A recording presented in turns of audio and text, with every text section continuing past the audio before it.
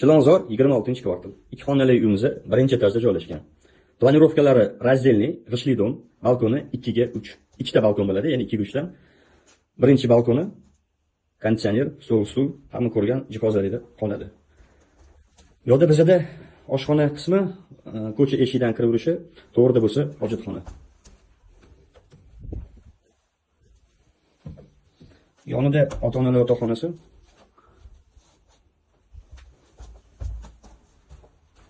Oshxona tomonga o'tdi. To'g'rimizda oshxona, bemalol o'tirib choy ichishga mo'ljallangan joy qilingan ekan. Televizor, sterilniy mashinalari. Balkonning ikkinchi qismi hisoblanadi, ya'ni bitta balkon narigi tomonda edi, bo'lingan va bir qismi bu yoq tomonda. Texnika, kuxni, garnitur hammasi qoladi.